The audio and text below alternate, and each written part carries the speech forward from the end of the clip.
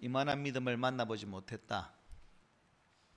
지난 우리가 6장을 통해서 예수님께서 12사도를 부르시고 그들을 이제 훈련하는 차원에서 제자로서의 어떠한 삶을 살아야 되는지를 제자도 관점에서 말씀해 주셨습니다. 일반 사람들로서는 참 살기 힘든 그러한 교육들을 통해서 제자의 길을 가는 것이 쉽지 않음을 우리가 그런 말씀을 통해서 알 수 있었죠. 이제 오늘 본 말씀은 그러한 말씀 이후에 제자를 택하신 후 양육 편지 설교 내용입니다. 그 설교를 쭉 마치시고 다시금 이제 가브나움으로 돌아가셔서 사역을 다시 시작하는 내용을 본문은 이렇게 전합니다. 예수께서 모든 말씀을 백성에게 들려주시기를 마치신 후에 가브나움으로 들어가시니라 말씀합니다. 우리 예수님의 고향이 어디죠? 나사렛입니다.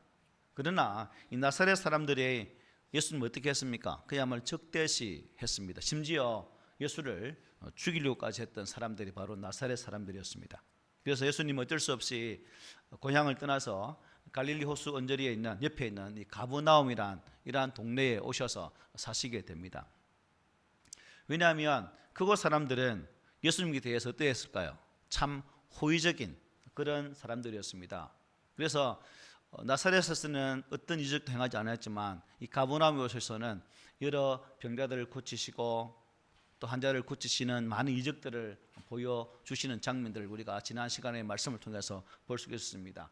귀신 들린 사람도 고치고 베드로의 장모의 열병도 고치고 또 예수님께 나왔던 많은 무리들 가운데서 중풍병자, 나병 환자 이런 사람들을 고치는 그런 내용들을 볼 수 있었죠.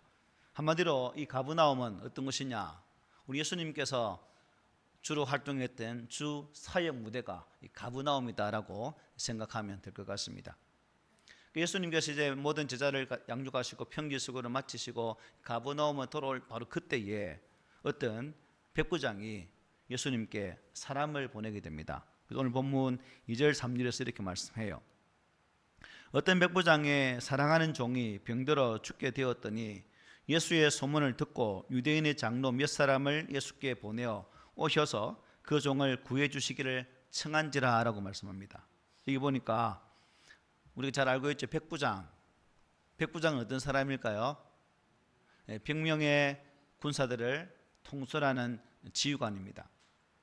그런데 오늘 본문은 이 백부장의 인격이 얼마나 훌륭한지를 잘 또 나타내주고 있는 내용 중에 하나다라고 볼 수가 있죠.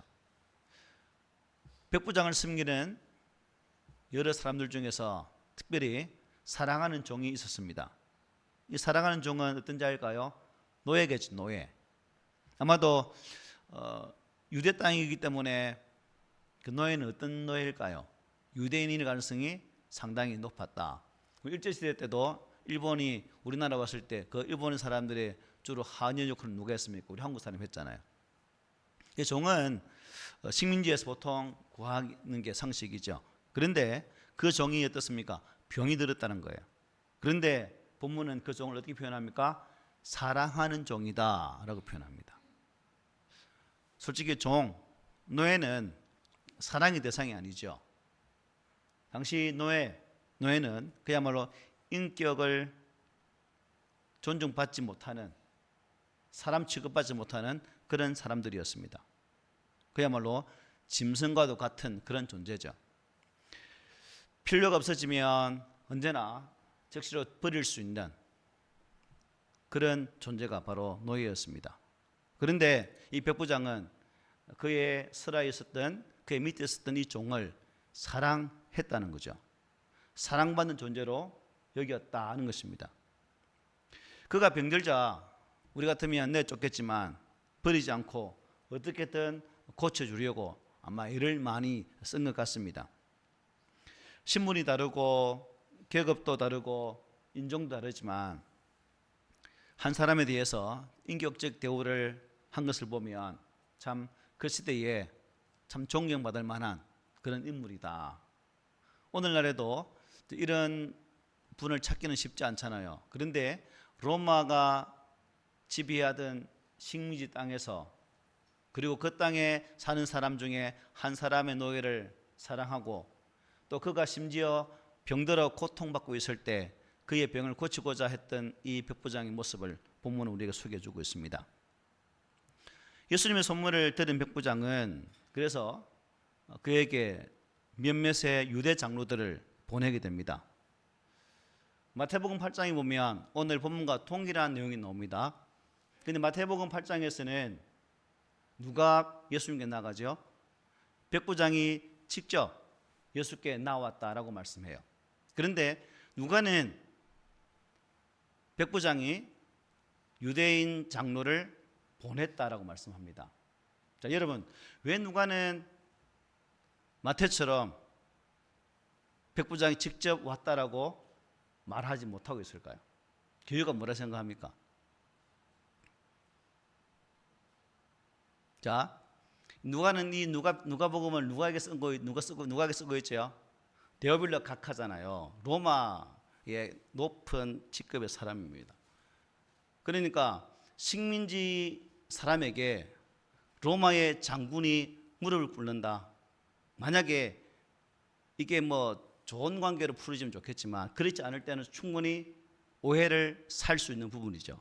누가는 이런 부분까지 염려해서 유다인 장로를 보내었다라고 아마 이렇게 표현을 한 것으로 보여집니다.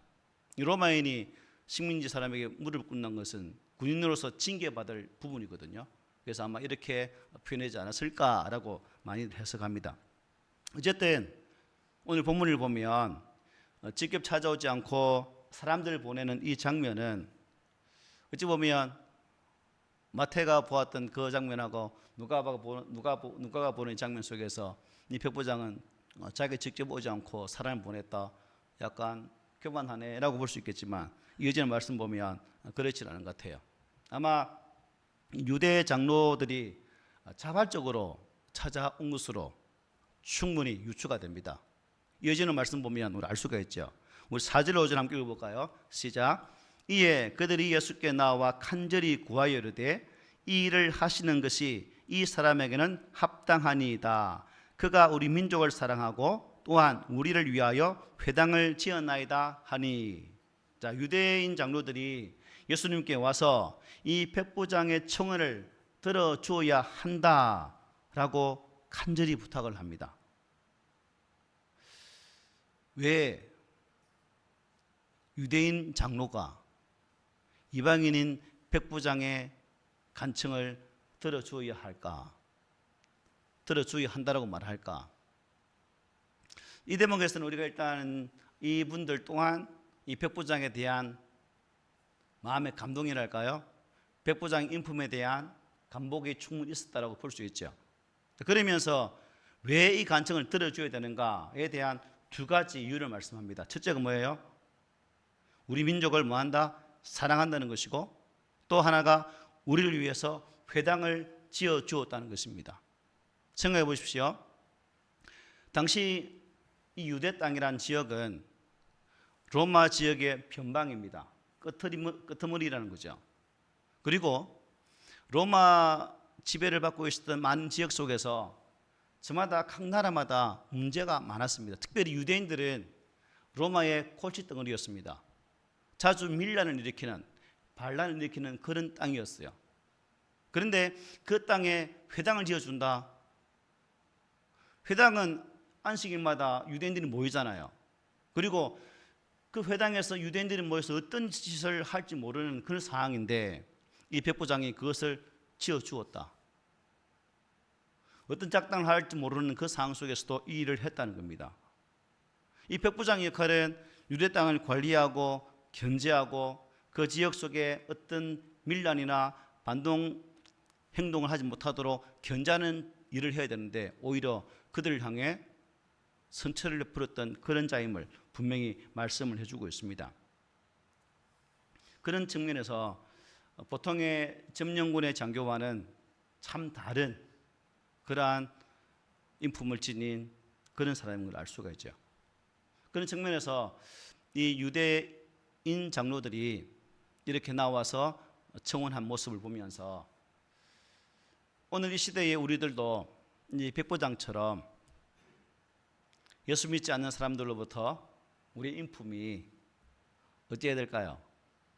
칭송을 들을 수 있는, 저분의 인품은 참 존경받을 만해라는 소리를 들을 수 있는 우리가 되어야 되지 않겠습니까?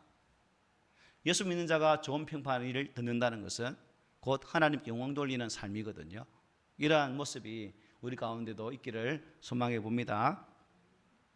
예수님은 유대인 장로들의 부탁을 받고 기꺼이 그들과 함께 가게 됩니다.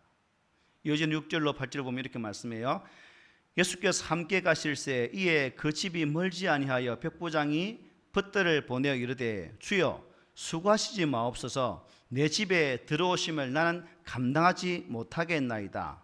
그러므로 내가 주께 나가기도 감당하지 못할 줄을 알았나이다. 말씀만 하사 내 하인을 낫게 하소서. 나도 남의 수하에 든 사람이요 내 아래에도 병사가 있으니 이들을 가라 하면 가고 저들을 오라 하면 오고 내 정도로 이것을 하라 하면 하나이다 라고 말씀합니다. 가는 도중에 백부장이 보낸 친구 벗을 만나게 됩니다. 그들은 6절의 말씀처럼 주여 수고하지 마옵소서 내 집에 들어오심을 나는 감당하지 못합니다 라는 백부장의 말을 이 벗들이 예수님께 전하게 됩니다. 이 말은 무슨 의미일까요? 왜 백부장은 굳이 백부장의 집으로 오시고자 하는 예수님을 걷고 말리고 있을까? 왜 그런 것일까? 의미는 많이 찾으면 많이 있겠지만 두 가지 찾아보면 예수님에 대한 뭘까요? 배려하심이라고 볼 수가 있죠.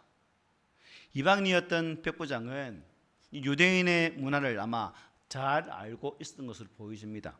당시 유대인들은 이방인과 어떤 관계입니까? 합석하지 않아요. 밥도 같이 먹질 않아요. 이게 유대인들의 관습입니다.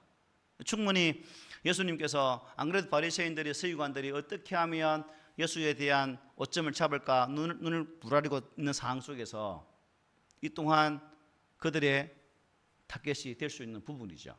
그런데 이 백부장은 그런 상황을 다 알고 선생님, 주님 말씀만 하면 좋겠습니다 라고 말을 하게 된다는 사실입니다. 이 백부장은 누구 입장에서요? 철저하게 예수님 입장에서 예수님의 길을 막고 있다고 볼 수 있는 거죠. 또 한 가지는 뭘까요? 예수님에 대한 절대적인 뭐가 있었다? 믿음이 있었다고 볼 수 있는 거죠. 오시지 않고 뭐만 하면 된다고요? 말씀만 해라. 주님께서 말씀만 하신다면 내 종은 충분히 나을 수 있습니다라는 분명한 믿음의 고백입니다.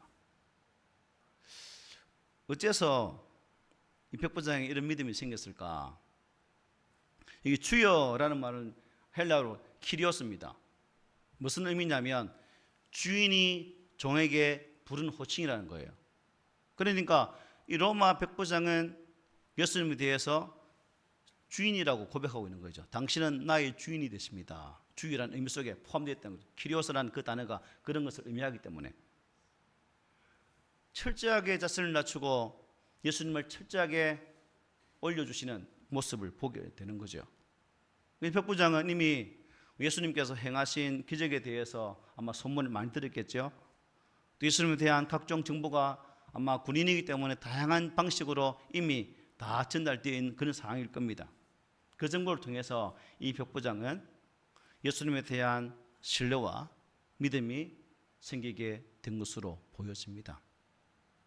참 이런 믿음 얼마나 좋습니까, 여러분? 직접 만나보지는 못했지만 그분에 대한 정보, 그분이 지금 가버나움에서 행하시는 모든 일들을 듣고 그 사항들을 보고받은 자료를 가지고 예수에 대한 믿음과 신뢰가 있다.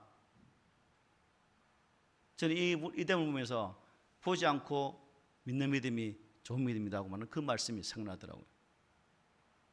예수님께서 행하셨던 이 귀한 사역들 속에서 이 백부장이 보여주는 이 믿음, 이게 우리에게도 꼭 필요한 믿음의 자세다.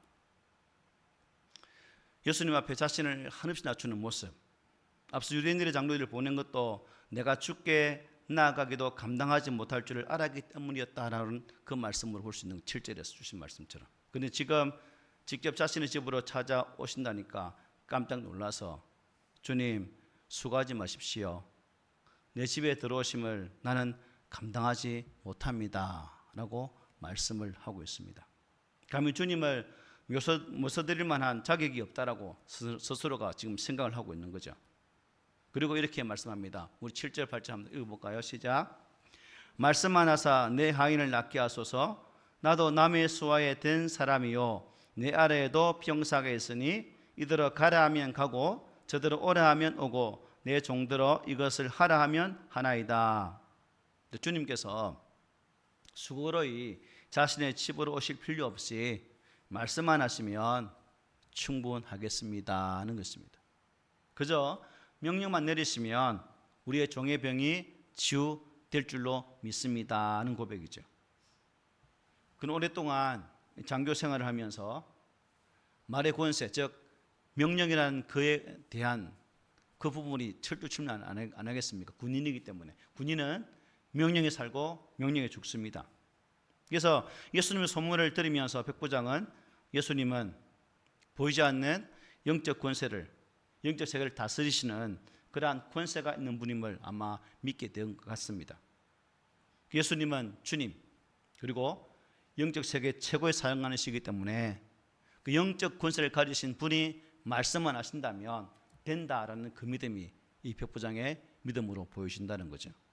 여기서 보듯이 백부장은 주님께 대한 확고한 믿음과 겸손한 인격을 가지고 있었을 뿐 아니라 그 권세의 본질이 누구에게 있는가, 생사벽의 주권이 누구에게 있는가, 그것까지도 이 백부장은 알고 있었던 것으로 보여집니다. 참 이런 여러분 믿음의 통찰력, 영적인 통찰력이 우리 각자에게도 있다면 얼마나 좋을까. 하나님의 말씀을 보면서 그 말씀 안에서 하나님께서 내게 말씀하시는 바가 무엇일까, 그리고 우리의 관계 속에서 하나님께서 이루어 가시고자 하는 그 뜻이 무엇일까를 발견하고 그 진리 앞에 순복한다면 우리의 공동체가 더 하나님 보시기에 아름다운 그런 믿음의 공동체로 나가리라 믿습니다. 여러분, 이 믿음, 이 백부장의 이 믿음은 어디서 생겼을까? 어디에서 생겼을까?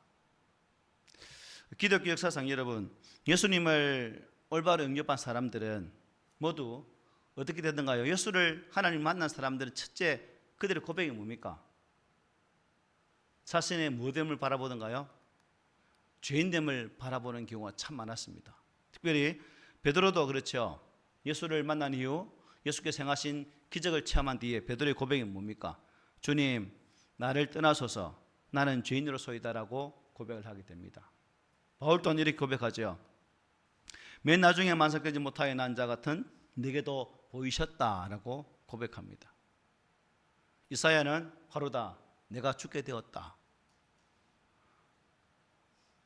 믿음의 선배들이 주님을 만났을 때, 하나님을 만났을 때 그들의 고백은 자신의 죄됨을 인정하고 주님을 주님 댁에 온전히 믿게 되었다는 사실이죠. 그래서 이것을 보면서 참 은혜라는 것은 철저하게 자신을 부정할 때, 부인할 때 그 은혜가 나의 은혜가 된다는 사실을 깨닫게 되죠. 그래서 어거스틴에게 제자들이 찾아와서 선생님 어떻게 해야 그 은혜를 받을 수 있습니까? 라고 물었을 때 어거스틴은 뭐라 말하죠? 오직 겸손이다 라고 말을 합니다. 겸손. 베드로도 분명히 말씀합니다. 우리 함께 읽어보겠습니다. 시작. 젊은 자들아 이와 같이 장로들에게 순종하고 다 서로 겸손으로 허리를 동이라.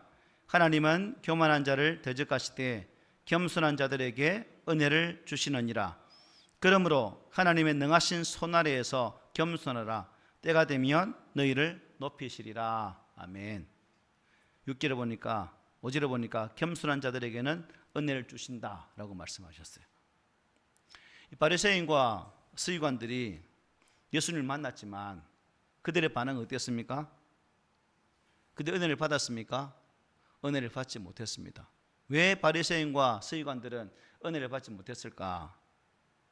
바로 교만 때문이죠. 우리들이 결국 교만하면 예수님을 직접 만나 뵌다 할지라도 우리 또한 은혜를 받을 수가 없는 거죠. 나를 철저하게 부인하는 작업, 나를 철저하게 십자가 앞에 온전히 무릎 꿇리는 그런 작업이 동반되어서야 하나님의 거룩한 은혜 앞에 설 수 있는 것이고, 주께 주시는 그 은혜가 나의 은혜가 된다는 사실입니다. 하나님 앞에서 항상 낮아지시고 겸손한 우리가 되기를 소망합니다. 겸손히 하나님 앞에 무릎을 꿇고 또 그렇게 꿇을 때 하늘로부터 온전한 은혜가 임할 줄 믿습니다. 아멘. 자, 백부장의 말에 예수님은 어떻게 될까요? 우리 예수님 아마 뿅 감동을 받으시는 장면을 볼 수 있습니다. 9절 함께 읽어볼게요. 시작. 예수께서 들으시고 그를 놀랍게 여겨 돌이키사 따르는 무리에게 이르시되 내가 너에게 이르노니 이스라엘 중에서도 이만한 믿음은 만나보지 못하였노라 하시더라. 아멘. 예수님은 이 백부장의 믿음에 놀라셨다. 놀랍게 여기셨다. 옛날 개혁 개정에는 어떻게 보면 기이 여기셨다라고 말씀했어요. 성경을 보면 우리 예수님이 놀라신 기록이 딱 두 번 있습니다. 예수님이 어떤 때에 놀랐을까? 누가 깜짝 놀라게 해서 놀랐을까요? 예수님은 두 번 놀라셨는데, 하나가 당연히 믿음을 가져야 할 사람들의 불신, 저분에게는 믿음이 있을 거라고 했는데 전혀 하나님을 알지 못할 때 예수님은 놀라셨습니다. 마가복음에 나오죠. 마가복음 6장에 보면 예수님께서 고향 나사렛 회당에서 말씀을 가르치게 됩니다. 많은 사람들이 그 가르침에 놀라게 돼요. 그러면서도 주님의 이 메시아 되심과 그 말씀을 그들이 믿지 않았다는 겁니다. 믿지 않았다는 거예요. 그러면서도 주님께서 그 내용들을 이렇게 말씀하죠. 마가복음 6장 3절 이렇게 말합니다. 이 사람이 마리아의 아들 목수가 아니냐, 야고보와 요셉과 유다와 시몬의 형제가 아니냐, 그 너희들이 우리와 함께 여기 있지 아니하냐 하고 예수를 배척했다. 놀라운 이적의 말씀을 또 가르치며 놀라고 했지만 그들에게는 참된 믿음이 있지를 못했다라고 말하고 있습니다. 그래서 예수님 거기에서 그들이 믿지 않음을 통해서 뭘 베풀지 않아요? 권능을 베풀지를 않습니다. 그토록 믿지 못하는 것을 이상히 여기십니다. 마가복음 6장 6절에 이렇게 말해요. 그들이 믿지 않음을 이상히 여기신지라. 우리 동네 사람들인데 왜 안 믿지? 라고 이상하게 생각한 거죠. 가장 잘 믿고 또 가장 잘 깨달아야 할 그 사람들이 지혜의 말씀과 권능을 경험하고서도 배척하는 걸 보시고 주님이 놀라게 됩니다. 그래서 누가 잘 믿을 것 같은데 믿지 않을 때 한번 놀라셨고, 또 한 부분은 당연히 안 믿을 사람 같은데 깊은 신앙을 가지고 있을 때 주님은 놀라게 됩니다. 오늘 본문에 해당하는 백부장의 기구도 마찬가지죠. 그리고 수로보닉의 여인도 마찬가지고, 그리고 이 본문의 가브나움 백부장은 유대인도 아니에요. 이방인 군대 장교입니다. 유대인을 압제하고 통제하기 위해서 왔던 로마 사람입니다. 그런데 그 로마 사람이, 이방인이 당신에 대해서 온전한 신뢰의 모습으로 순종하면서 온전한 믿음을 가지고 있었다는 사실입니다. 그래서 예수님은 이 이방인이 당신을 믿는 것을 보고 놀라게 된다는 사실입니다. 오늘날 우리에게도 마찬가지겠죠. 목회자의 자녀로 또 중직자의 자녀로 모태신앙인으로 마땅히 믿음 가운데 거해야 할 사람들이 오히려 믿음 없는 삶을 사는 경우가 있다 없다 많습니다. 당연히 목사 아들이기 때문에 믿음이 좋을 거야 라고 생각할 수 있겠지만 그렇지 않더라라고 놀랄 경우도 있다는 겁니다. 반대로 이 백부장 같이 전혀 믿음을 가질 환경이 아닌 그런 사람이 어느 날 하나님 말씀을 듣고 변화되어서 믿음의 삶을 살아가면서 볼 때에 또한 놀라게 되는 거죠. 혹시 여러분 삶의 주변에 이런 사람 없습니까? 예수 믿지 않을 것 같은데 예수 믿는 사람, 생긴 뭐는 정말 무서운데 예수 믿는 사람. 저도 한번 말씀드렸잖아요. 깽패 마약 파는 사람이 예수 믿게 되어지는 과정도 있었습니다. 이게 보면 참 예수 믿지 않을 것 같은데 생긴 것은 참 우락부락해서 도저히 신앙생활을 하지 않을 것 같은데 그런 분들이 또 예수를 믿고 목회자들 가운데서 또 생긴 모습을 산적하던 사람들이 예수 믿는 사람들이 목사가 되는 분도 있거든요. 그걸 보면 참 우리 하나님 은혜가 놀랍다는 겁니다. 환경이 어떠하든 마지막 날 우리가 주님 앞에 섰을 때 누가 믿음의 삶을 살았느냐가 중요하지 않겠습니까? 지금 내가 처한 형편이 어떠하든지 또 우리가 가지고 있는 그 모습이 어떠하든지 내가 가지고 있는 그 믿음이 마지막 주님 앞에 섰을 때 주님의 심판대에 섰을 때 그것이 우리의 상황을 결정하게 된다는 사실입니다. 오늘 우리가 살아가는 이 시대는 불신이 점점 깊어지는 시대에 살고 있습니다. 교회를 다니지만 교회 속에서도 바른 신앙을 가지지 못한 자들이 자꾸 늘어만 가고 있습니다. 하나님의 말씀 앞에 서서 하나님께서 원하시는 방향으로 나아가는 것이 바른 믿음인 것을 알고 있음에도 불구하고 주변의 사람들이 여러 사람들이 또한 시대의 흐름이 그렇게 흘러가니까 우리의 믿음 또한 그렇게 흘러가는 것이 당연한 것이 아니냐라고 생각한다면 결코 오산이라는 거죠.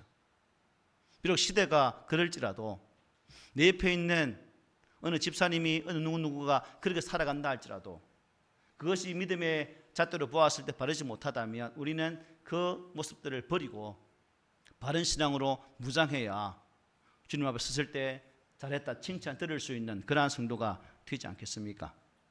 마지막 날 주님 앞에 섰을 때 여러분들은 주님께로부터 어떠한 말씀을 듣고 싶으십니까?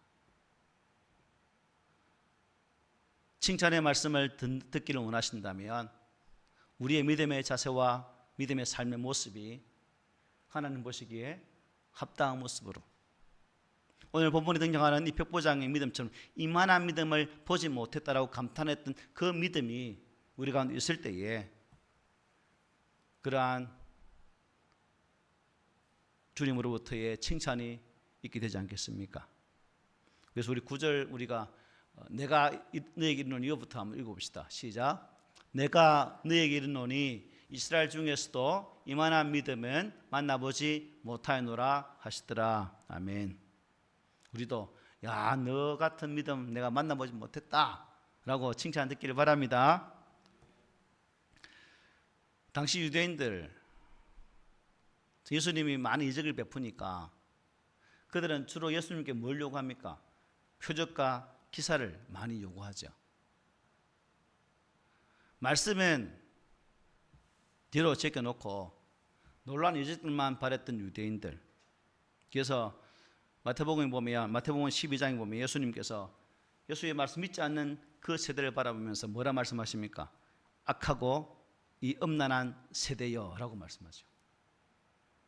말씀이 아닌 이적과 표적만 구하는 자에게 악한 세대라고 분명히 말씀하셨어요. 이스라엘 백성들 선민 아닙니까?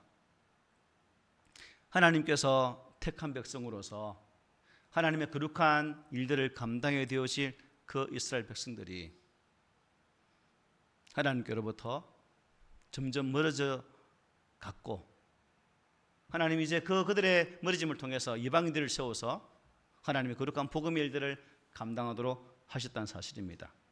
그런 의미에서 참 믿음이라는 것이 무엇일까라고 생각했을 때 크게 보여지는 것이 아니라 믿음은 참 단순한 것이다. 왜요? 읽는 말씀을 그대로 믿는 것이기 때문에 믿음은 단순해야 된다.